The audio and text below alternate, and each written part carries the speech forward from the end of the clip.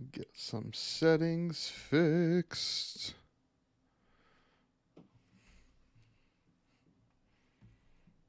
Hold on a second. Where is that playing out of? There it is.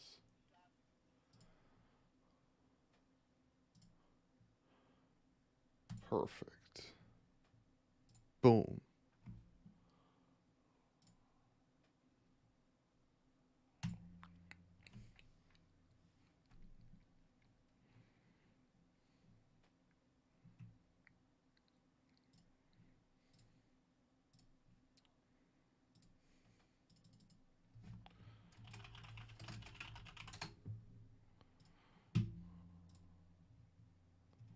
Wait for a couple more folks to jump in.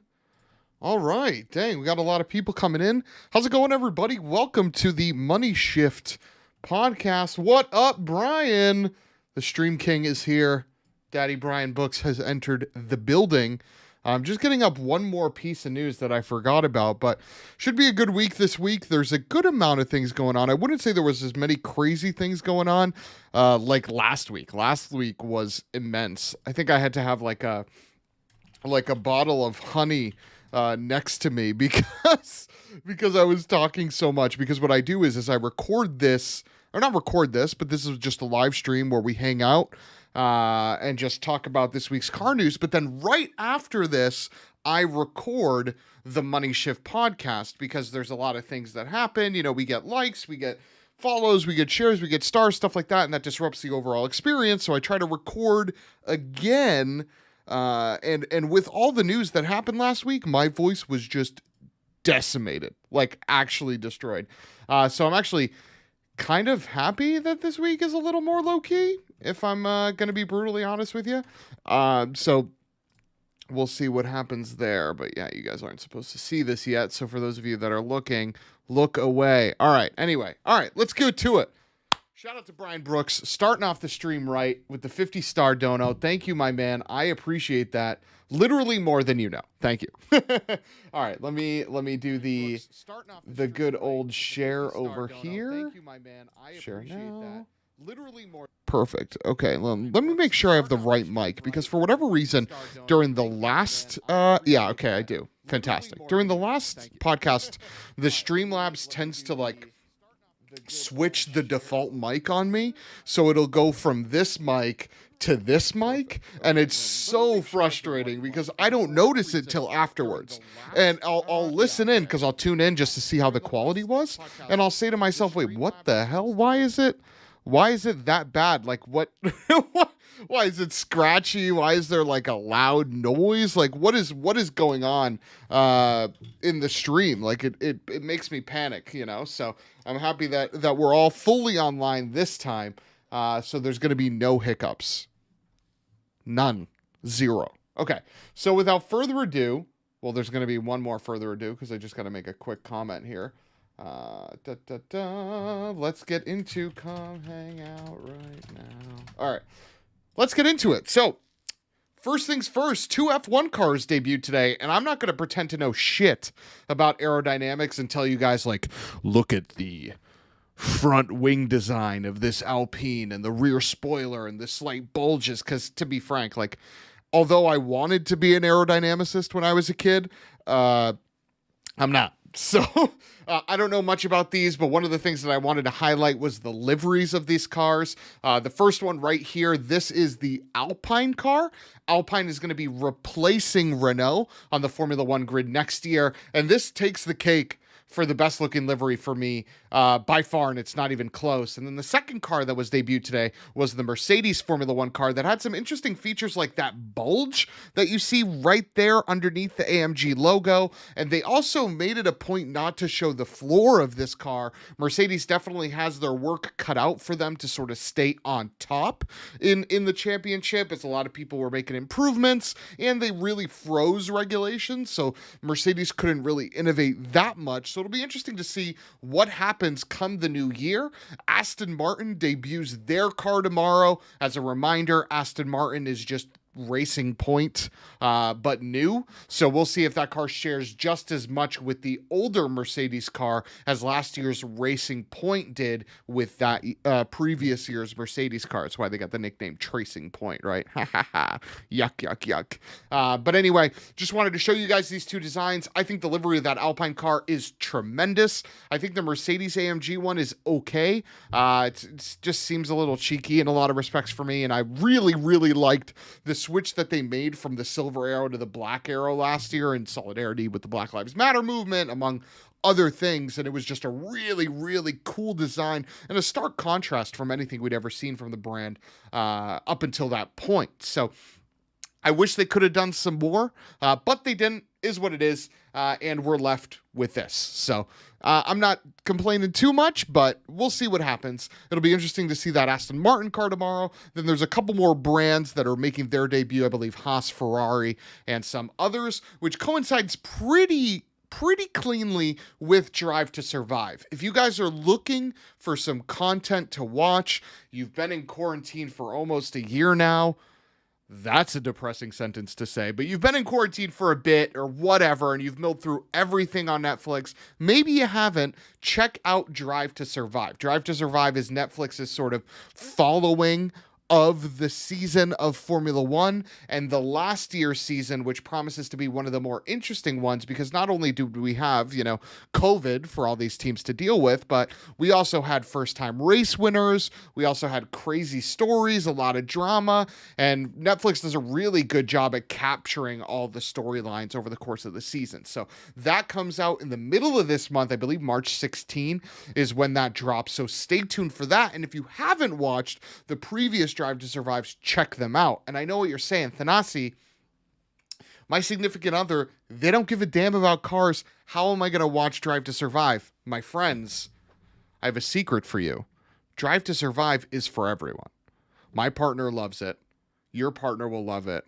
I have multiple friends who have told me their wives, their husbands, their girlfriends, their boyfriends, whatever, they all really enjoy Drive to Survive, regardless of if they like cars or not. Yeah, Brian, exactly. Love Drive to Survive. The drama is incredible. The cinematics are top-notch. Their ability to convey what is going on in the series is really great. Yeah, and that's exactly it, too. Brian says, my wife loves Drive to Survive. She thinks the guys are so good-looking. I mean, she's not wrong. Let's be real, right? Carlos Sainz, Charles Leclerc, all these guys, they're low to mid 20s. They're ripped out of their minds. So yeah, it's fun for the whole family, right? So that series is coming up. I'm super excited for it, but that's a big reason why I wanted to show you these two. But anyway, let's get into my domain, which is more car stuff. So the first car that we're going to cover is actually one that I learned more about in my journeys on Clubhouse. I talked about Clubhouse last week, but Clubhouse is effectively a chat room that you can go into and speak to various people. There's designers. There's... why is that showing behind? There we go. Shout out to Kurt for sharing the stream. Welcome, my man. Thank you for coming by. But there's a lot of people on Clubhouse that are very interesting folks. You're talking to designers from Ford. You're talking to the head of product marketing for Aston Martin, the head of experiential marketing for Porsche, et cetera, et cetera. And with that comes out some really interesting conversations and some really interesting information. And one of the things that was the topic of conversation this past week was this very car. And that's what we're going to call, for this segment, the Porsche 911 Safari that has been seen testing around the Nürburgring. Yeah, Kurt, I adore it. I'm literally obsessed. I'm on there constantly. Shout out to @MoneyShift. If you guys are on Clubhouse and just want to talk cars at any point, we could definitely get up a room there and just chill and hang out and talk about car news. I might find a way to incorporate that with this podcast so we can get people in there, but we'll see. We'll see. But anyway, and the topic came up about this very car because, as you guys know, overlanding, safarying, things like that, that's just growing in popularity week over week, day over day, month over month. And Porsche sees that, and they see a way for them to craft a car that can fit in that space. And this is it, right? A couple things to note about it, though, is it's not based on a turbo or a GT3 or anything like that. This is a Porsche C2 or C4S that leverages a heavily updated suspension setup, right? This isn't just an aesthetic, like we're going to bump this thing up a half inch, we're going to, put it on pucks or something like that. Like Porsche is going through the work to develop a legitimate suspension system so that this can not only sustain decent levels of off-road, but it can also, do the daily drive or get hustled around track or whatever. But one of the other things that comes with that is price. And I'm curious to hear what the chat's take is on the price of this car. So again, this is going to likely be based off a C2 or C4S. What if the price for this is $200,000? Are you interested? And now let me backtrack a little bit to say that the C2, the regular, the base 911, comes in at $99,000. The C4S comes in at probably around, $130,000-ish. The GT3 can touch $200,000.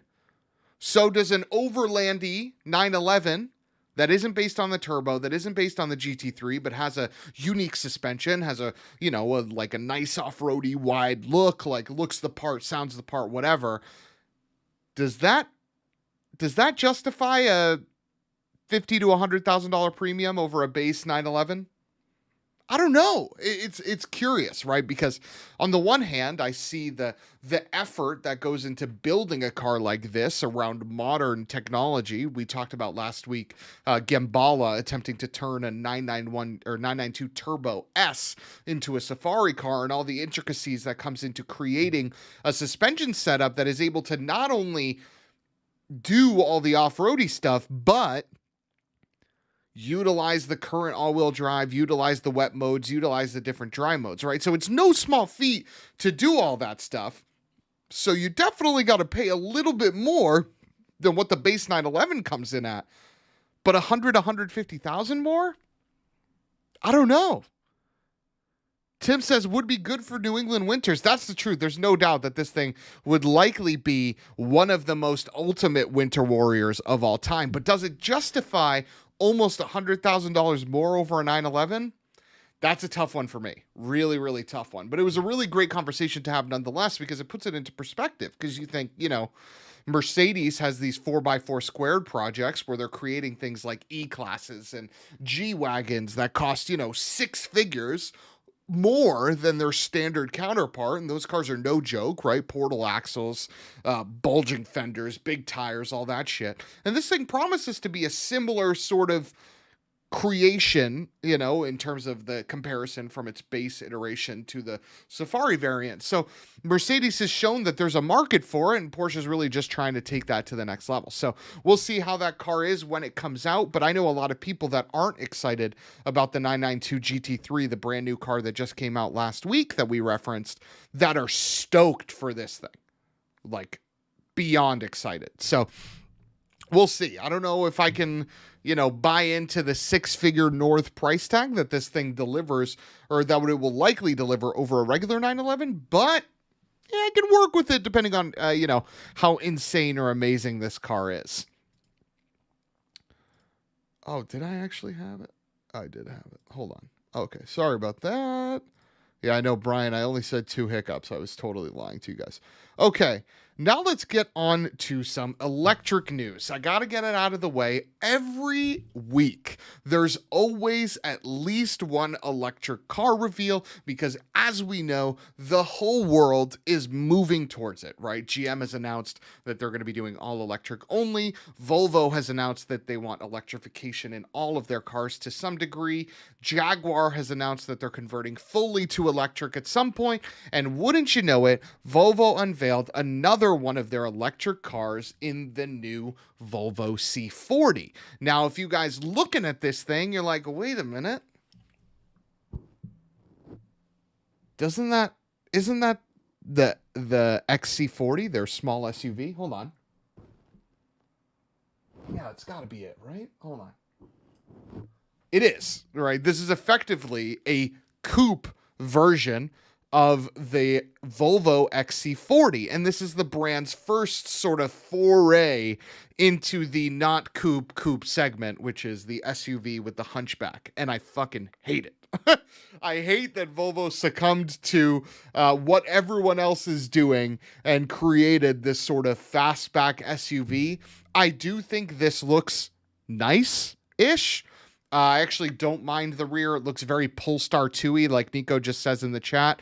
I think it looks good. Yeah, coupe has 4 doors. Brian, I don't know, man. Like, between Volvo calling this a coupe because they're using the C40, which if you guys remember back in the day, Volvo did have a coupe called the C70. So this is definitely them referencing this as a coupe, but everyone's doing it, right? You have Volkswagen with the Arteon where they're calling that a coupe. You have Mercedes with about 100 vehicles that they call coupes. You call BMW that has like 3 or 4 vehicles that they call coupes or grand coupes.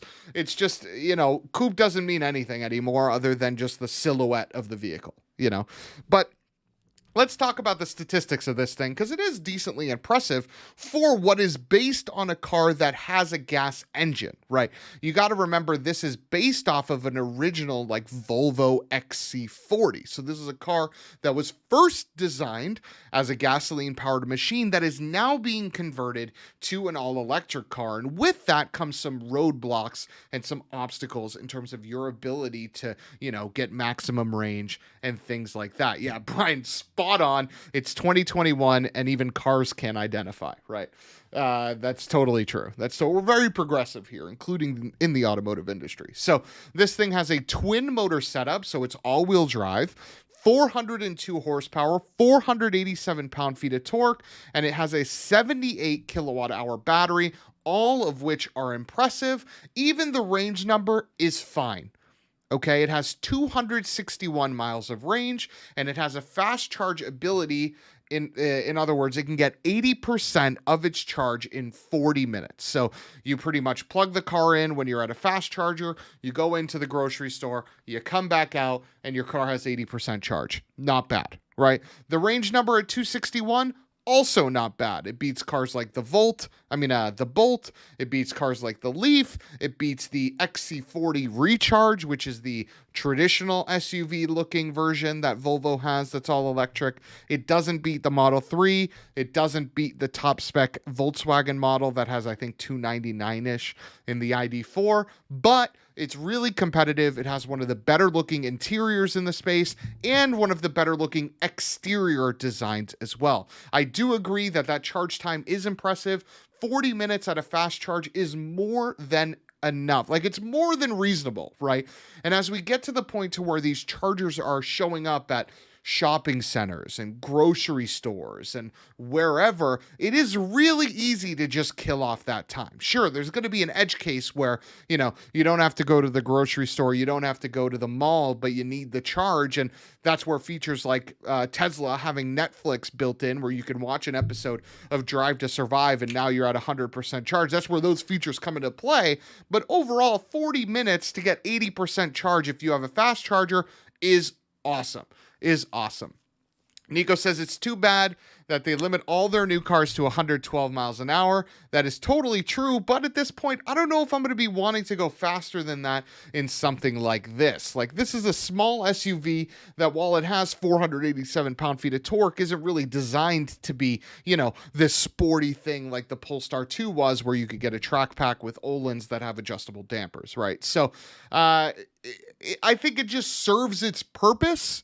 You know, Joe asks, any company you know of that make a fully electric wagon yet? Joe, stay tuned. Porsche is coming. That Taycan is getting a Cross Turismo variant that will be the first that I know of all electric wagon in the space. There's been some people that sort of like coach build a Tesla Model S into a wagon, but in terms of like an OEM that's making an all electric wagon from the jump that'll likely be offered in the US, that's going to be Porsche with a Taycan Cross Turismo wagon. And that thing promises to be awesome. And it should actually be revealing sometime this year. So look for that. That thing's coming soon for sure.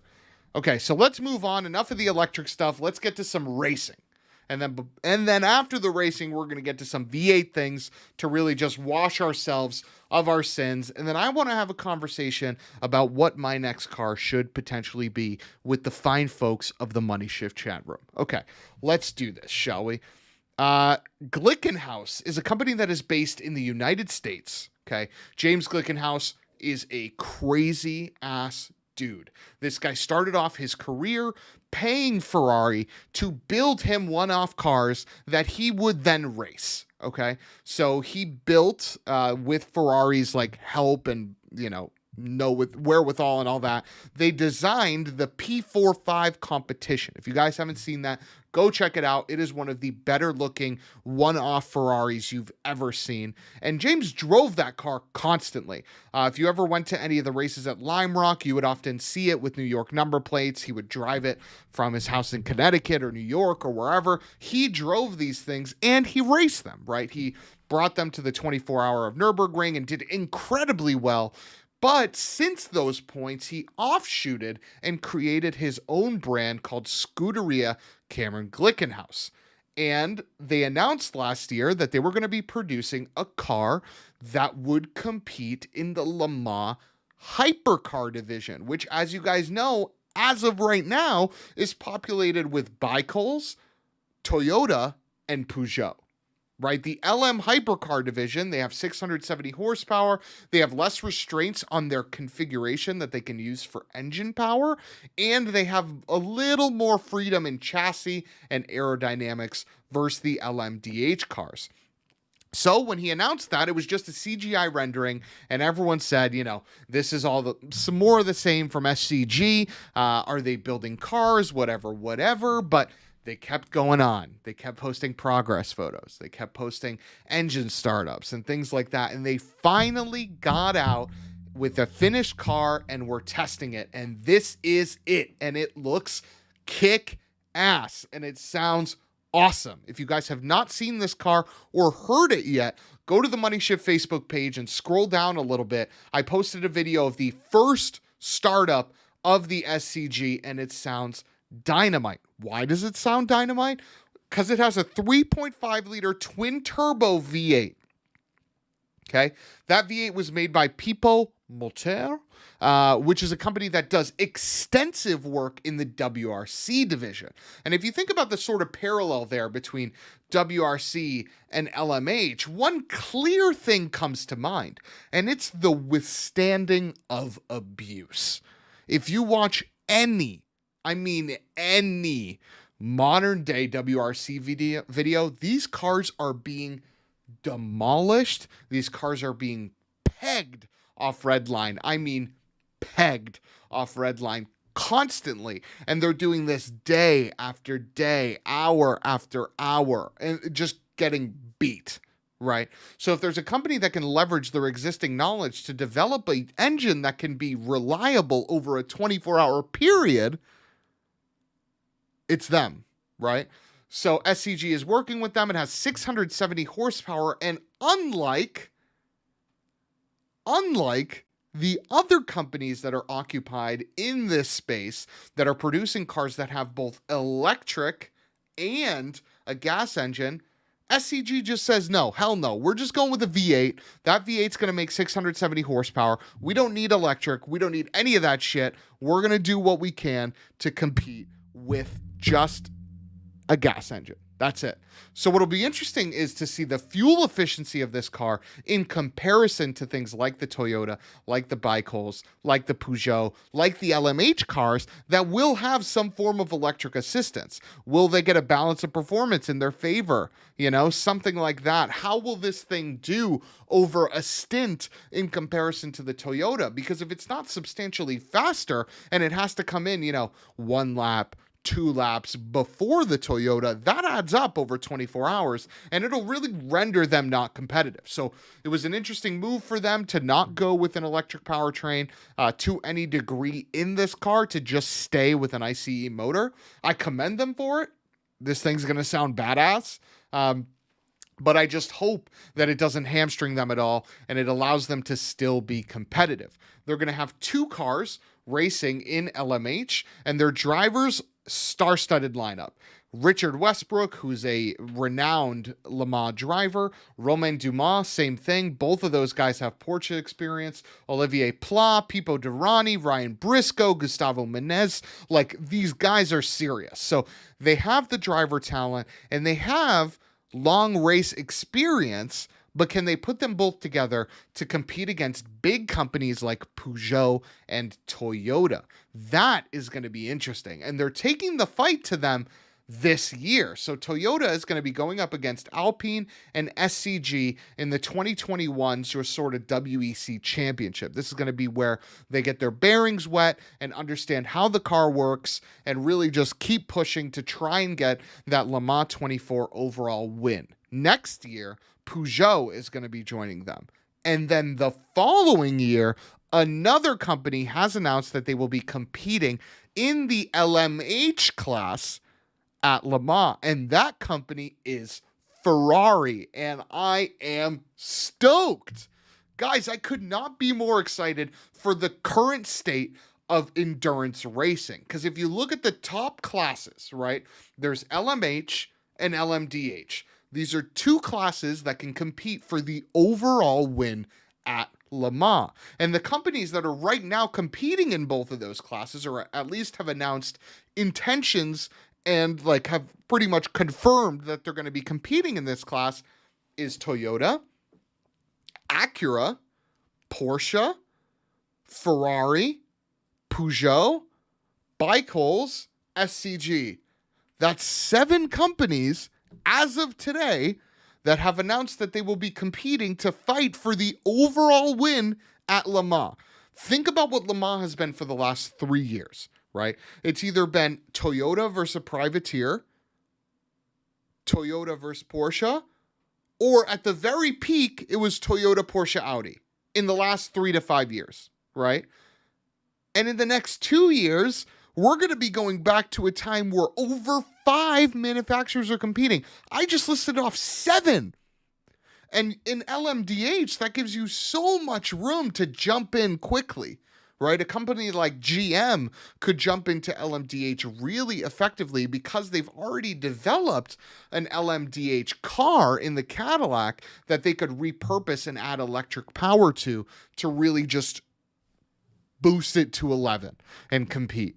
Right? So there's an easy world where 8 can compete, maybe 9, maybe 10, right? There's a lot of companies that we haven't talked about that could make a business case to compete in this series, BMW, Mercedes, etc., right? So this is really, really exciting that Ferrari has announced that they will be entering the Le Mans competition. But not only the Le Mans competition, they say they're going to make a Le Mans hypercar. And the quote from a top executive at Ferrari is this: "In over 70 years of racing on tracks all over the world, we led our closed-wheeled cars to victory by exploring cutting-edge technological solutions, innovations that arise from the track and make every road car produced in Maranello extraordinary." With the new Le Mans hypercar program, Ferrari once again asserts its sporting commitment and determination to be a protagonist in the major global motorsports event. I love that quote. Love it, right? Because not only is it showing Ferrari's commitment to the series, but it also shows the importance of this series. They're going to be creating cars that are leveraging both gas and electric that have the ability to sustain that performance level over 24 hours. And Toyota has already showed that you can leverage this series for R&D that boils its way down into your road cars. Because remember, when we talked about that Toyota and its launch and its first time as an LMP1 or LMPH competitor, Toyota pulls their money not from their marketing budget, but from their R&D budget, because they see this series as a meaningful way for them to create technology that they can then pass down into their road cars. And Toyota doesn't even make anything as serious as Ferrari does, right? Where it might be more easy to make that line from an LMH car to something like an SF90 or to something like a LaFerrari successor, right? That line is easier to draw from these cars to Ferrari cars than it is from that Toyota car to a Camry. But Toyota's doing it, so why can't Ferrari? Why can't other companies, right? So I'm really pumped to see Ferrari in this series. I couldn't be more excited for this LMH, LMDH battle for that number one spot because it's going to be awesome. 7 companies, again, at this very stage are in the hunt for that number one spot come 2023. And we're going to start seeing that this year and next year. And it's going to come to a head in 2023 where the Le Mans 24-hour is going to be special. So definitely keep an eye out for that. That should be one to watch for sure. Now, the last piece of car news that we got to talk about is from the fine folks at Land Rover. Excuse me. Whew. Land Rover created something that nobody asked for, but everybody wants. And that is this. This is the Defender V8. You heard me correctly. Land Rover shoved a V8 engine into the Defender. Praise be. I'm beyond excited that Land Rover did this, but let's quickly talk about the details before I quickly, or, not so quickly, ooh and ah over this thing, because I literally could not be more obsessed with this Land Rover product. The only way I could be more obsessed is if it ended up in my garage. But anyway, so this Land Rover is a 5-liter supercharged V8. It makes 518 horsepower and 461 pound-feet of torque. It comes in both 90 and 110 trim, and that in Defender speak just means 2-door or 4-door. It has an 8-speed automatic, 4-wheel drive. It does 0 to 60 in 4.9 seconds in a freaking Defender. Shout out to Sean for the like. Thank you for tuning in, my man. I appreciate it. Happy to have you here. 4.9 seconds in a Defender to 60 is immense, right? Absolutely immense. The car has a larger diameter anti-roll bar for reduced body roll, and it has an electronic active rear differential that has a yaw controller for improved cornering, because at the end of the day, they understand that you're going to be going a lot faster in this V8 Defender than you are in their 4-cylinder Defender or than you are in their mild hybrid V6 Defender that they also just announced. Now, 2 ways for you to identify a V8 Defender on the road. Number 1, these guys right there, the xenon blue calipers. Number 2 is quad exhausts. You see those, unless a 4-cylinder guy tacked them on there, you can pretty much be confident to the fact that that is a V8 Land Rover Defender. And one of the most exquisite things about this is that the Land Rover Defender was a sneaky good tow machine. Sneaky good. If I look it up right now, the Land Rover Defender tow rating is between 7,700 to 8,200 pounds. So add a V8 to that, and it just makes that overall experience even easier. Number 1. Number 2, you have a Defender that can do 0 to 60 in under 5 seconds, which is fucking stupid. No one asked for this, but, I think with Jeep coming out with a Wrangler V8 and customers paying that much for G-Wagons that have bigger engines, Land Rover saw an opportunity to really make a mark in that space and jumped. And it's evident by the price. The Defender 90, which is the one I would get, literally in that exact spec. All black wheels, that right there. Look at that thing. That's the exact Defender that would end up in my garage. That thing is bitchin'. That guy right there, $97,200. And the 4-door Defender, if you wanted the 110 for whatever reason, the 4-door Defender costs $110,000. Now, how does that price compare to the competition? Well, the V8 Wrangler comes in at around $75,000. So for that, it's a little bit more expensive than a V8 Wrangler, but something that it is infinitely cheaper than is a G-Wagon. So the 2021 G550 SUV comes in at $131,750, and the AMG comes in at $150,000. So in comparison, you're saving $30,000 by getting a Defender V8 over a G-Wagon.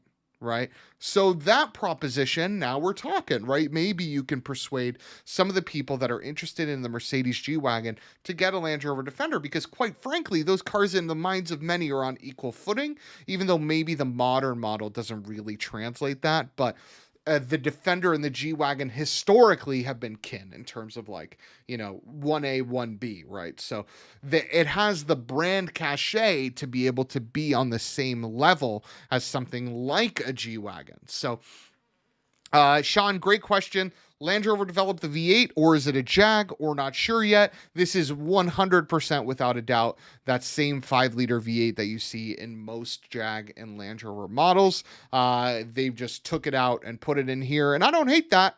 It's a good motor, right? It gets the job done. It's pretty reliable. It's definitely power hungry. You can generate a lot of power out of that, and it'll be interesting to see what people do with the Defender if they leverage the same modifications that they do on things like an F-Type or things like an F-Pace SVR onto this engine. Yeah, I love that sound too. I think it's incredible. So that sound does match the sort of brawny look of this Defender. So it'll be great to see those two paired together. I hope the take rate for these is high. I really, really enjoy the Defender. I want a Defender 90 just like this. I'd be fine with a 4-cylinder with the steel wheels, but hey, if I can get a V8 thanks to Papa depreciation, making this thing cost, 30, 40 grand in 2-3 years, I'm all in. So hopefully they sell a fuck ton of these so that they're not, that edge niche car that no one cared about when new, but now all the guys like me want them used, so the price skyrockets or it just stays around MSRP for a really long time. I hope that doesn't happen, because then it means that, I'm going to have to work a little bit harder. We're going to have to get more cars into the collector's shed in order for me to secure one of these. So we'll see, but I'm a big, big fan. Well, what would you guys get? Would you get the 90 or would you get the 110 4-door? Like I said, I'm all about that 90 for sure. Okay. Without further ado, that's my phrase of the day today. Jesus, I've said without further ado like 8 times. But one of the things that I wanted to get into was some questions, and then right after that, I was hoping we can have a little discussion about, what is an ideal tow vehicle for you? I want you guys to think about that right now. If you had to get a 2021 whatever that had to be a daily driver and a tow machine, and it had to cost under $50,000, what would you buy? Think about that. Put your options in the chat. I want to hear it. I want to talk about it. I want to have a conversation about this.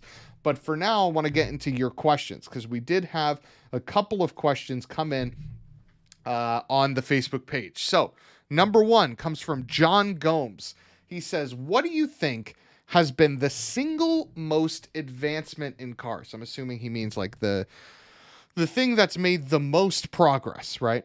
He goes, engines, power, suspension, tires, brakes, which one of those? If one did not excel as quickly as the other, where do you think we would be? Okay, so I think the biggest advancement, that's a good question. Engine, power, suspension, tires, brakes.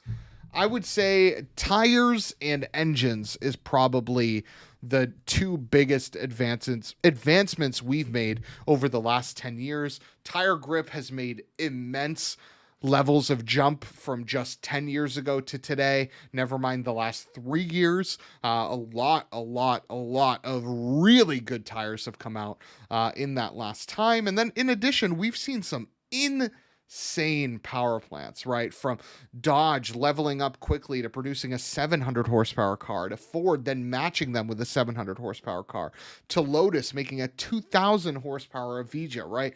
There's definitely been a lot of advancements in the engine and like sort of transmission-ness, right? Where I think we haven't excelled as quickly is making cars safe that are also light, right? One of the problems we have in today's automotive landscape is that a lot of the cars are heavy, very, very heavy. I mean, the Mustang Mach-E weighs north of 4,000 pounds. You have cars where in today, if a 2021 car weighs under 3,000 pounds, it's considered light. When, just a few short years ago, 2,500 was light. Now it's 3,000. And in 5 years, it'll be 3,500. But we haven't made those advancements to be able to make cars safe and light yet. And that's what we need, right? We need a car that in 2022, that isn't a Miata, that has 300 horsepower, 400 horsepower, whatever, that weighs under 2,800 pounds, right? We need more of those, because only Mazda's been able to crack and produce that code, right? I know Alpha had the 4C, but that's pretty much it. And we need more of that. And I think that's been what's lagging, because companies have been able to replace that feeling with just more power, right? Because if a car weighs a couple hundred pounds more, because engine and power tech has, arisen to the level that it has, they can just compensate for that increased weight by giving it more power. And, you get to this point to where now you have cars that are just acceleration machines, and we lose that feel that we loved in an E36 M3. We lose that feel that we loved in an S2000. We lose all that because the cars are porkers now, right? But the tire and power tech has made up for any performance inefficiencies, right? We're seeing the fastest cars that we've ever seen. We have SUVs that are doing 0 to 60 sub 5 seconds. We have, sedans that are doing 0 to 60 sub 2 seconds, So we just need to get that lightness in a good place as well, so we can bring back some cars that have an analog-y driving feel. Michelle says, talk about the new M3, M4. So the reason why he's mentioning this is because the new M3, M4 are touching down on dealer lots. And I got to tell you guys, this is tough. This is tough for me to say. And Sean's in the chat. He's a big BMW guy. So I don't know how you feel about the new M3, M4, but I'll speak for myself quickly. I'm coming around. I know I didn't think I would say it. But I'm coming around on the front end, and I'll tell you why. And it's because makes Ray Charles flinch. Yeah, it's true. I don't like the front end. I don't like it one bit. Not at all. I think the grills were a horrible choice. I think the brand could have easily made something with grills the size of the current 3 Series and made an infinitely better design. But companies like Prior are making a new bumper with grills like that of the new 3 Series. And if you see that design, the car's set. Right? Because from the rear 3/4 view, I think the car looks slamming, especially in M3 trim with the 4 doors. I think it looks really, really great. And there's no denying the performance, right? I mean, Sean knows in the chat again, the F80 M3 is one of the faster cars in that class. And there's no doubt, right? So there's no way that the new M3 isn't going to also deliver. And the fact that they're making a manual in 2 should be rejoiced, right? Because they're the only brand in that segment that even considers a manual. Right. Audi said no. BMW is, again, with the M3, they're making the manual. Mercedes doesn't even know what a manual is, and they haven't known what a manual is for 20 years in the United States. Cadillac is with the CT5 Blackwing, but that's it, right? You got Cadillac and you got BMW. So the fact that BMW is producing a manual, I'm about it. I support the new M3, M4. I also support BMW subsidizing a Prior bumper change for anybody that wants it, because I think that would be hilarious. But there's a lot of really, really cool color options out there as well. I believe it's Chuck who on Instagram, he posted like some wild color combination where it was like some crazy teal blue with brown interior and a stick. That is money. But yeah, so I'm coming around on the cars as cars. But I think that front bumper still needs to change for sure. Stephen Brooks says, what are the coolest vintage Korean cars I should be buying? Great question, Stephen. And I got one that sticks out to me that I think is right up your alley. And I don't know how vintage you want to go, because, I mean, I think, Korean car culture, while pretty extensive, it's bones of like really neat and really cool cars to me is like from the 80s on.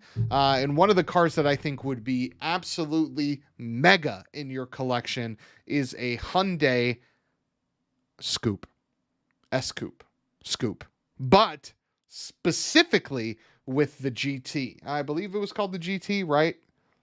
Let me make sure. Yeah, with the 1.5 liter turbo inline 4, because that engine made 115 horsepower, 123 pound-feet of torque.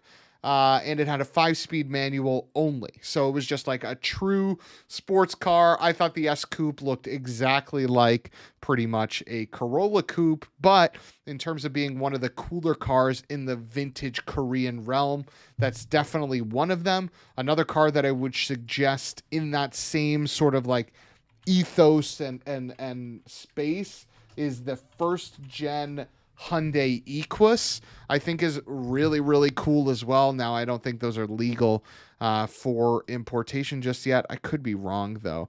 But I think that design is really, really neat and underappreciated as well. But definitely look into buying a turbo 5-speed manual Scoop.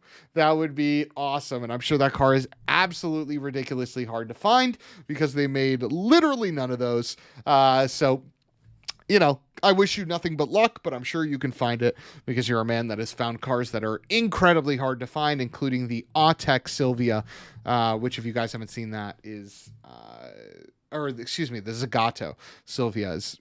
Some people think it's really ugly. I think it's really awesome. And this gentleman manages to have one. And they're great. Super great. So, that's the car that I would add to the collection. Okay.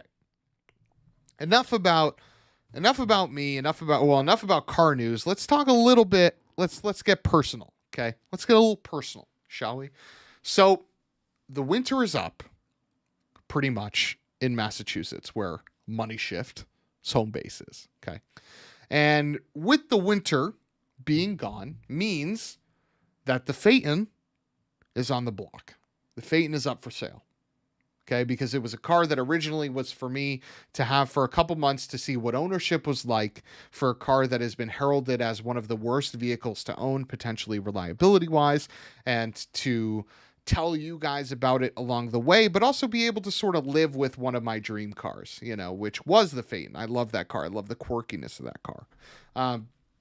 But now that the winter's over, the car is on the chopping block, and it is ready to be replaced by something that can tow and has cargo room for things like furniture and other things. So I'm curious to hear what you guys think should fill that void. My options right now are the F-150, the Ram 1500, and then something like a used Defender, because like I said before, those have an 8,000-pound towing capacity, but they also have enough room inside for pretty much anything that you would want to grab. So I'd be curious to hear, for those of you that are in chat right now, we don't have a bunch of people in chat because we're winding down the stream, what that would be on your radar. So if you guys are tuning in, what would you consider purchasing, or what do you think I should consider purchasing for something that is under that $50,000 mark that can, like I said, tow a vehicle, and we'll say it has to tow at least 7,000 pounds, and it has to have some cargo room. So hit me up with your ideas.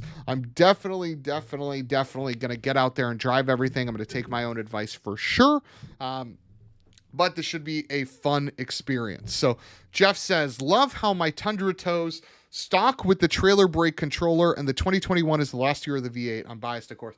Jeff, I'm actually really curious. Part of me wants to wait to see what the new Tundra is going to be, because I think the new Tundra is going to be freaking cool, because that's what they tend to do, right? Like when your generation Tundra came around, like it was the cat's meow when it first dropped, right? Like it had the motor, it had the looks, it had the capability, and you're totally right. Like that generation Tundra tows incredibly well, but it makes me like really wonder what that next generation is going to be, because there's no way they ruin the formula of reliability. So how do they improve on the truck? By giving it more efficiency, because unlike you, I have a slightly longer commute. So fuel efficiency is definitely something that, as gas prices start to creep up, starts to play in the back of my head a little bit. So if they can make something that has the same proportions but increases the fuel efficiency a bit, I'd be pretty interested in that for sure, especially at its price point. If they don't, inflate them to all hell, I think it's going to be really awesome. Because if you've seen, I don't know if you've seen some of the renders of what the next generation truck can look like, but I think they're pretty hot. Like I actually really enjoy it. I think the headlight leaked on the internet. Someone posted a picture of what the headlight of the Tundra was going to look like, and that's it. It's tiny. and this render was like spit back, where it's like effectively they took the body of the current Tundra, gave it the new headlight and like a slightly different grille design. But I actually really like it. I think it's really cool, and I'm high on Toyota's ability to generate hybrid technology that is not only reliable but effective. So I'm really keen to sort of kind of wait, but they haven't announced anything, right, in terms of when they're going to be producing or showing this. It's heralded everywhere as the 2022 Toyota Tundra, so it should be dropping relatively soon with an end of year release date. And a lot of the dealers are calling this thing a world beater already. So I don't know. We'll see. But part of me wants to wait. The other part of me is like, hey, there's a lot of really good pickup truck and SUV options out there right now, so you don't have to really like, overexert yourself to wait too long to get something like this. But we'll see. So without any more options, if anyone has anything or anybody that is interested in the Volkswagen Phaeton, please do let me know. The car has all the services up to date. The only thing that is wrong with the car is potentially a front ball joint, as well as the window regulator, which is something that is a problem with every single German car from like the 90s all the way up till now. Like all of them break a window regulator, and this car is no different, but it had all the major services done, had timing belt, water pump, all that stuff done. I think it cost the previous owner like $7,000 in maintenance, which is conveniently what I'm asking for the car. So what I'm asking for the car is the price of the serpentine belt and the price of the water pump job. So if you or anyone is interested in the vehicle, shoot me a DM, let me know, because I'm ready to move on pretty soon. So yeah, I think that's about it today for the podcast, guys. I appreciate everybody for tuning in. Appreciate the follows, the likes, and the stars. You guys rock. This is definitely a condensed episode because there wasn't as much information that came out. But we did have a bunch of questions this week, which we were able to get to, which is great. And there was a bunch of interaction in the chat. You guys rule, so I appreciate that. But thank you, everybody, for tuning in. I am Thanasi. This is the Money Shift Podcast. You can find a recording of this tomorrow on literally every outlet where you can buy or listen to a podcast. So thank you, everybody, for tuning in. I will see you next week or on Clubhouse.